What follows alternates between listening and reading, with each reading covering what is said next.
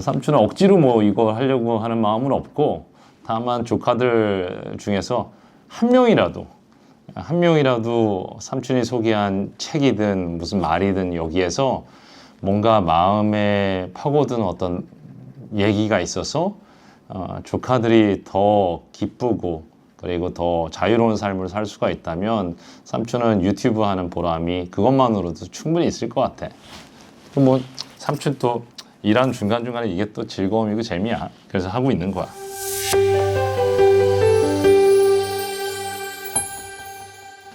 바로 책 소개에 들어가도록 할게.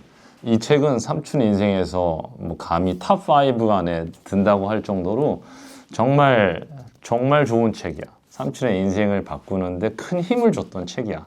그래서 개인적으로 너무 아끼는 책이라 조카들한테는 꼭 소개해주고 싶었어. 그리고 이 책을 소개해주는 데는 이유가 있어. 조카들은 요즘 삶이 어때? 삼촌은 우리 조카들, 다양한 조카들을 만나잖아. 그 조카들의 삶을 삼촌이 천천히 살펴보면 되게 마음이 되게 안쓰러울 때가 있어. 안쓰러울 때가 사실 많아. 조카들의 삶의 키워드를 몇 개를 삼촌이 떠올려 보면 한 3개 정도가 있는 것 같더라고. 하나는 무기력이라는 거야. 우리나라에만도 몇십만 명 정도가 은둔형 외톨이 뭐 이런 친구들이 벌써 몇십만 명이라고 해. 또 하나는 질투야, 질투. 누군가 잘 되는 거를 보면은 되게 마음속에 좀 초조하고 질투감 이런 거 같은 게 나잖아. 세 번째는 오만이라는 감정인 것 같아. 오만. 영어로는 프라이드라고 하지. 이 3가지 핵심적인 키워드가 있는데 그 핵심적인 키워드가 어디에서 나오는지를 삼촌은 궁금해서 계속 보고 있었어. 왜냐하면 이런 것들 감정을 느끼는 거는 잘못된 겁니다. 그러니까 이런 감정은 부정적인 거니까 느끼지 마십시오. 그렇게 얘기한다고 그런 감정이 없어지는 게 아니야. 감정은 억누른다고 사라지지가 않아.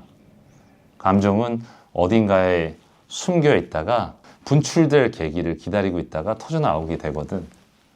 그래서 그런 감정들이 과연 우리 조카들의 삶을 자유롭고 기쁘게 하는가, 삼촌은 그런 기준에서 보거든.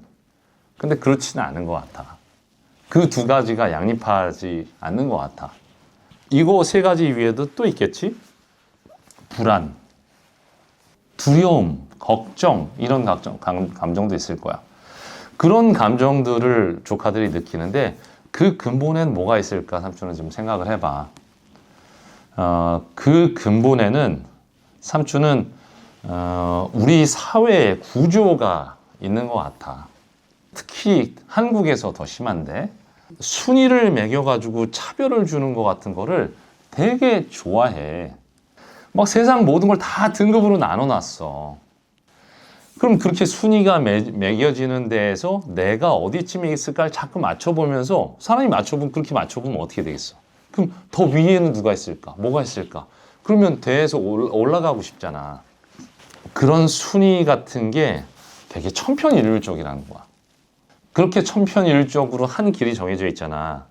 그러면은 거기에는 반드시 승자와 패자가 나뉘게 되어 있어.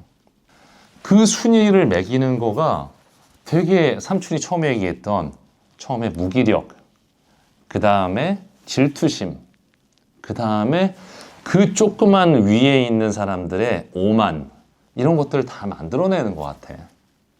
승자는 정말 좋을 것 같냐고? 아니야, 안 그래. 그 승자들이야말로 정말 인생의 진짜 의미랄까? 정말 좋은 인생을 사는데 그게 짐이 돼. 인간성을 상실하고 이상한 사람이 돼버려. 그 얘기를 왜 지금 책 소개하는데 그 얘기 하느냐? 그 순위병, 오만, 질투, 무기력병에서 벗어나게 하는 처방은 뭘까? 이 책이 조카들한테 분명히 도움이 될 거라고 생각해요. 지금 앞에서 저 뒤에서 PD님이 지금 한숨 쉬시는데 지금 책 이름도 얘기 안 하는데 벌써 20분이 간 거야. 그 책 이름은 The Alchemist. 이 책을 한국에서는 연금술사라고 번역을 해서 나왔어. 그래서 이 책을 읽고 여기에 나오는 주인공 산티아고라는 주인공이 있는데 아주 어린 목동이야. 이 목동이 그 동네에서 맨날 거기에서 그 당시 시절에 유럽에서는 이 친구가 스페인 있는 친구인데 거기 마을에서 태어나면 그냥 마을에서 살다가 마을에서 죽는 거야 그냥. 그래서 이 친구도 아빠가 되게 어렵게 살았는데 농부였는데 막 얘한테 야 너는 그래도 잘 나가는 신부님이 됐으면 좋겠다. 그 당시에는 그 천주교가 뭐 거기 뭐 그냥 돈도 많고 권력도 많고 뭐 아무튼 존경받고 최고였으니까 신부가 됐으면 좋겠다. 그렇게 해서 얘한테 글을 읽고 쓰는 법도 가르치고 뭐 신학 같은 것도 공부하는 학교에도 보내고 그랬는데 1, 2년 다니다가 얘가 이거는 내가 원하는 게 아니구나라는 거를 깨닫고 아빠 저 이거 하기 싫어요. 뭐 그래서 너 뭐 하고 싶은데? 저는 자유롭게 여행하고 싶어요. 그랬더니 자유롭게 여행할 수 있는 거 없어. 뭐 그런 직업은 별로 없어. 뭐 그런 거 하는 거는 목동밖에 없어. 그래서 그 아빠가 얘를 좌절시키려고 그 얘기를 하셨겠지. 그랬더니 얘가 엄청 반항심이 강한 애였던 것 같아. 그럼 전 목동이 될래요. 그렇게 하고 목동이 된다는 거야. 그랬는데 결국 아빠하고 싸웠는데 막판에는 아빠한테 이런 축복을 받고 목동의 길을 가게 돼. 그래서 아빠가 저 종잣돈을 대줘서 양을 몇 마리 사가지고 유럽 전역을 떠돌아다니 목동이 되는데 너무 행복하게 살기 시작하는 걸로 얘가 시작을 해. 어느 날 그 수도원에서 되게 막 폐허가 된 수도원에서 목동 그 양들을 그 안에다가 넣고 걔네 양들을 다 재우고 그러고 자는데 거기서 꿈을 꾸는 거야.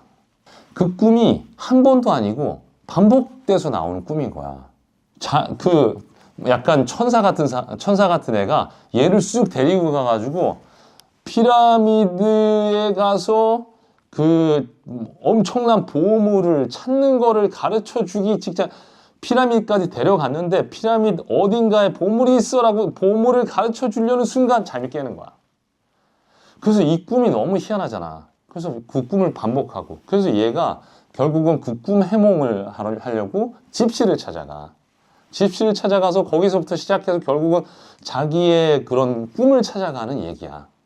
가는 동안 엄청 힘든 일을 많이 겪는데 삼촌이 변호사 일을 그만두고 이 새로운 일을 하면서 삼촌도 힘든 일을 겪었지. 그 힘든 일이 여러 가지가 있었는데 그 중에 하나가 삼촌 되게 셜로한 사람이라고 생각할 수 있는데 변호사 할 때는 엄청 큰 사무실에서 막 앞에 통유리창에 폭포가 보이고 그런 사무실에 있었다. 그랬는데 코치로서 삼촌이 독립하기 전에 어디 그 독립하는 준비 기간 동안 어디 회사에 잠깐 들어가 있으면서 준비해야 되겠다고 해가지고 로펌에 거기에 직원으로 들어왔어 삼촌이. 변호사들 교육하는 탤런트 매니지먼트 매니저라고 하는데 거기 들어갔는데 삼촌 그래도 명색이 뉴욕주 변호사고 변호사 사무실에 이렇게 변호사 커리어로 들어갔으니까 당연히 대우가 괜찮겠지라고 생각했어. 사실 연봉도 나쁘진 않았어. 그런데 사무실을 안내해 주는데 기다란 턱이 요만큼밖에 안 되는 여기밖에 안 되는 거야. 요만큼밖에 안 되는 기다란 창고에다가 삼촌을 데려다 줬어. 그리고 근데 거기 창문 아무것도 없어. 그냥 어두컴컴한 창고야. 삼촌 사무실에 안내받을 걸 기다리고 있었어. 그래서 책상에 앉아가지고 안 와 사람들이. 그때 현타가 왔지. 이게 내 사무실이구나. 그러고 나서 생활을 하는데 그랬는데 아무 생각 없이 들어갔는데 그 다음에 느껴지잖아 공기로. 그 조직에 있으면서 내 계급이 어디쯤이다라는 거를 사람들이 알려줘 어쨌든. 그러니까 그게 막 나는 되게 우쭈쭈 대접받으면서 그냥 변호사로 있다가 거기에서 계급도가 이렇게 쭈르르 떨어져가지고 밑에 내려가니까 사람이 희한하게 못 견디겠더라. 별것도 아닌데 연봉도 잘 받고 괜찮았는데 뭐 좋은 회사였지만 뭔가 그게 자존심이 무너지는 경험이 있었어. 뭐 그런 것뿐만 아니라 그렇게 해서 이제 나중에 한국에 와서 사업도 시작하고 하는데 그 와중에 뭐 믿었던 사람, 좋아하는 사람한테 배신도 당해보고 회사가 문을 닫을 뻔하기도 하고 돈이 없어가지고 뭐 하고 싶은 거 못 하기도 하고 뭐 이런저런 뭐 그런 게 있었어. 그렇지만 그때가 제일 힘들었던 것 같아. 변호사에서 이렇게 바꿨을 때. 그럼 바꾼 다음에 내가 이렇게 이 길을 가는 게 맞나? 삼촌 그 변호사 상사이신 분하고 삼촌이 이렇게 옮겨간 다음에 전화 통화하는데 그래 언제든지 마음 바뀌면 돌아와 그런 얘기 하시는데 눈물이 픽 나는 거야. 나 그 마음 같아서 다시 돌아가고 싶은 거야. 내가 결정을 잘못 내렸어. 이거는 너무 순진한 생각이었어. 내가 아무리 그렇다고 해도 내가 꿈을 쫓아가지고 내가 진짜 진심으로 하고 싶은 일을 한다고 해도 현실이 완전히 뭐 다시 이렇게 되는 건데 연봉이 70%가 깎였어. 연봉이 70% 깎이지. 사무실도 이렇지. 뭐 사람들도 아래로 보지. 그럼 서울에 돌아오니까 옛날에 막 뉴욕주 변호사라고 우쭈쭈 해줬던 친구들이 야, 너 왜 이렇게 망가졌냐? 뭐 이런 식으로 약간 좀 빈정거리고. 그러니까 막 못 견디겠는 거야. 그래가지고 그 집에서 삼촌 방이었던데 쭈그리고 앉아가지고 문도 불 끄고 그냥 쭈그리고 앉아있으니까 엄마가 와가지고 너 왜 그러고 있어? 그냥 막 되게 분위기가 이상하잖아. 애가 좀 망가진 것 같고 그러니까. 그랬는데 삼촌이 보통 엄마한테 그런 얘기 안 하는데 엄마 제발 좀 나 좀 그만 내비두라고. 나도 힘들어요. 근데 막 이게 막 짜증인지 화인지 울음인지 모르겠는데 그때 막 머리도 많이 빠지고 막 대머리도 진행이 되고 막 너무 힘든 거야. 엄마까지 막 그러니까. 그런 때 삼촌한테 정말 제일 큰 용기를 줬던 게 이 책이야. 그래서 삼촌이 조카들한테 이 책을 권하는 거야. 그래서 다시 읽는데도 이만큼 막 조카들한테 해줄 얘기가 이만큼 있어가지고 다 표시를 했어. 자, 그럼 이제 그 책이 도대체 어떤 책인가 한번 들어가 보자. 들어가면서 벨트를 단단히 매. 조카들 혹시나 질투심, 무기력, 다음에 프라이드, 오만, 불안감, 두려움 이런 마음이 있다면 잘 왔어. 엉클 존스 케빈에. 이 책 읽고 그 마음이 치유가 되기를 바래. 자, 이 책을 읽는데 먼저 주의해야 될 게 있어. 뭐냐? 조카들이 혹시 영어를 좀 할 줄 안다. 그러면 한국어판 연금술사는 삼촌 권하고 싶지가 않아. 미안한 얘기야. 문학동네 죄송합니다. 번역하신 선생님 죄송합니다. 나름 열심히 번역해 주셨는데 죄송합니다. 근데 이 책의 정말 맛은 영어판. 혹시나 포르투갈어 읽을 수 있으면은 이분이 파울로 코엘료가 브라질 사람이거든? 브라질어로 쓰는 거야. 그거 읽으면 좋을 것 같고.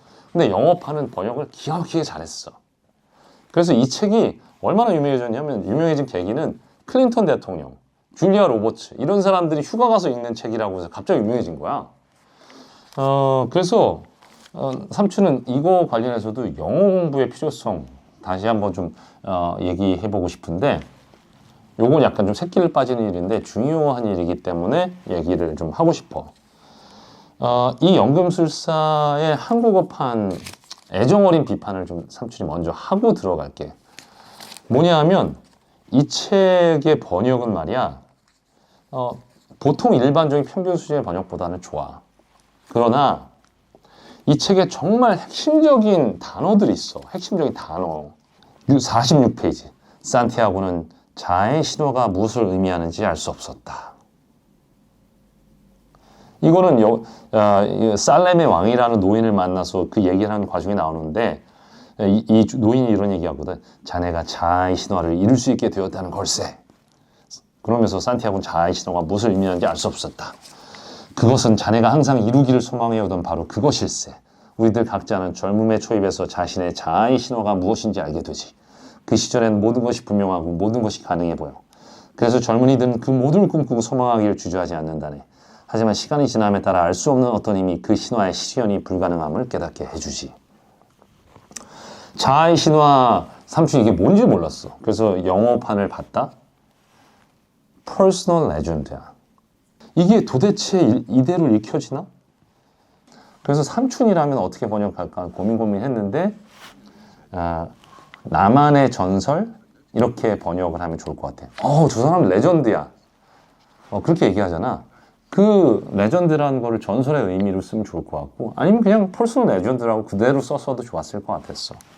그 퍼스널이라는 단어는 영어로는 되게 개인적이라고 하거나 이런 말인데 여기서 번역하신 분은 퍼스널이라는 게 약간 에고하고 관련돼서 자아 이렇게 번역을 하신 것 같아.